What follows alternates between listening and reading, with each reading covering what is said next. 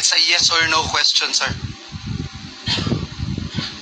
Wow, you don't even know? You're looking for your lawyers? Wow. I invoke my right of self-incrimination, Your Honor. Okay. Ano? Can you repeat your answer? Wow. Can you repeat your answer, Mr. Arevalo? I invoke my right for self-incrimination, Your Honor. My God, the question of the majority floor leader is very simple. It's very simple.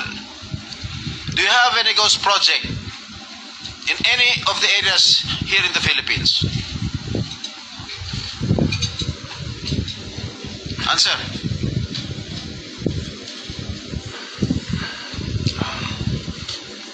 Dahil may mga usapin po na kakasuhan yung mga kontraktor ng DPWH po at parte ng ulat ng Senado na magrekomenda ng paghahain ng kaso laban sa resource person, ang payo ng aking mga abogado ay huwag magsalita sa panahon na ito dahil anumang pahayag ko sa pagsisiyasat. Sino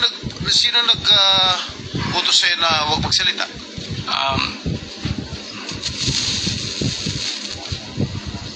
Sino?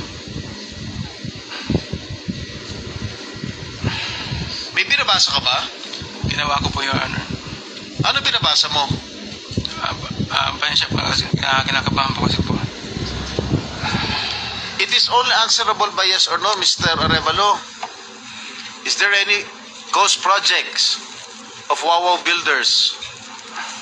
This is what I discovered, and the former secretary confirmed during the first hearing that there indeed are ghost projects. Bine-verify pa po namin, Your Honor, ang ano kung meron po. Ano ka ba